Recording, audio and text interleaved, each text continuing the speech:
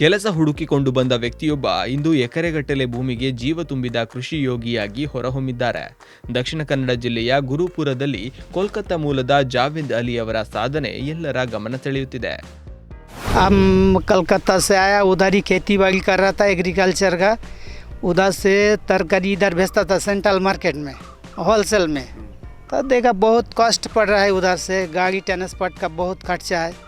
इधर आके ज़मीन देखा, तो ज़मीन इधर मिल गया गुरुपुरा साइड में.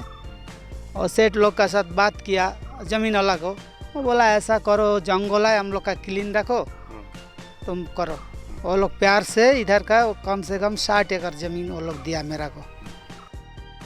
ಸುಮಾರು 15 ವರ್ಷಗಳ ಹಿಂದೆ ಕೂಲಿ ಕೆಲಸಕ್ಕಾಗಿ ಕೋಲ್ಕತ್ತಾದಿಂದ ಬಂದ ಜಾವೇದ್ ಅಲಿ ಆರಂಭದಲ್ಲಿ ಸಣ್ಣ ಪುಟ್ಟ ಕೆಲಸಗಳಿಂದ ಜೀವನ ನಡೆಸುತ್ತಿದ್ದರು. ಬಳಿಕ ಬೈಲುಪೇಟೆ ಭಾಗದಲ್ಲಿ ಪಾಳು ಬಿದ್ದಿದ್ದ 25ರಿಂದ 30 ಎಕರೆ ಗದ್ದೆಯನ್ನ ಗುತ್ತಿಗೆಗೆ ಪಡೆದು ತರಕಾರಿ ಕೃಷಿ ಆರಂಭಿಸಿದ್ರು. ಬದನೆ, ಸೋರೆಕಾಯಿ, ಮೆಣಸು, ಹೂಕೋಸು ಬೆಳೆದು ಮಾದರಿ ಕೃಷಿಕ ಎನಿಸಿಕೊಂಡ ಅಲಿ ಕಳೆದ 2-3 ವರ್ಷಗಳಿಂದ ತಮ್ಮ ಮೂಲ ವೃತ್ತಿಯಾದ ಭತ್ತದ ಬೇಸಾಯದತ್ತ ಸಂಪೂರ್ಣವಾಗಿ ತಿರುಗಿದ್ದಾರೆ. ಈಗ ಗುರುಪುರ, ಬೈಲುಪೇಟೆ ಹಾಗೂ ಶ್ರೀ ಜಂಗಮ ಸಂಸ್ಥಾನ ಮಠದ ಒಟ್ಟು 50 ಎಕರೆ ಹಡಿಲು ಗದ್ದೆಯಲ್ಲಿ ಕಜೆಜಯ ಭತ್ತವನ್ನು ಬೆಳೆದಿದ್ದಾರೆ. ವರ್ಷಕ್ಕೆ 2 ಸೀಸನ್ ಕೃಷಿ ನಡೆಯುತ್ತಿದ್ದು, ಮಳೆಗಾಲದಲ್ಲಿ ಮಳೆ ನೀರನ್ನೇ ಅವಲಂಬಿಸಿ ಎರಡನೇ ಬೆಳೆಗೆ ಫಲ್ಗುಣಿ ನದಿಯ ನೀರನ್ನ ಪಂಪ್ ಮೂಲಕ ಬಳಸುತ್ತಾರೆ. इसमें राइस ज़्यादा बनाता है, राइस और तरकारी भी बनाता है. तरकारी वो कंचला, पीरे, अलसंडे, बदानी, काईमंची, तुरई ये सब बनाता है इधर. यहाँ से वो तो अभी काला पूजा था, सेंट्रल मार्केट अभी बंद है, उधर होलसेल देता है.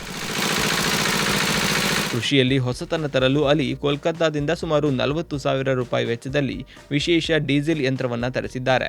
ಈ ಯಂತ್ರ ಗಂಟೆಗೆ 5 ಕ್ವಿಂಟಾಲ್ ಭತ್ತವನ್ನು ಯಾವುದೇ ನಷ್ಟವಿಲ್ಲದೆ ನಿಖರವಾಗಿ ಬೇರ್ಪಡಿಸುವ ಸಾಮರ್ಥ್ಯ ಹೊಂದಿದೆ. ಬೆಳೆದ ಭತ್ತವನ್ನು ಮಿಲ್ಗೆ ಕಳುಹಿಸಿ ಅದರ ಹುಲ್ಲನ್ನು ಸ್ಥಳೀಯ ಗೋಶಾಲೆಗಳಿಗೆ ಕಡಿಮೆ ದರದಲ್ಲಿ ನೀಡುವ ಮೂಲಕ ಸಮಾಜ ಸೇವೆಯಲ್ಲಿಯೂ ಅಲಿ ಮುಂಚೂಣಿಯಲ್ಲಿದ್ದಾರೆ. मशीन का प्रॉफिट अच्छा है, काहे को लेबर लोग से हाथ से पिटाई करेगा तो बहुत मुश्किल है. अब ये मशीन से कम दिन में 40-50 आदमी का काम करता है. मशीन कलकत्ता से ट्रांसपोर्ट किया इधर.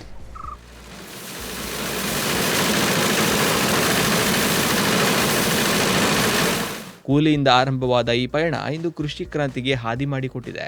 ಜಾವೇದ್ ಅಲಿ ಅವರ ಸಾಧನೆ ಕೃಷಿಯನ್ನ ನಂಬಿದವರಿಗೆ ಪ್ರೇರಣೆಯಾಗಿದೆ.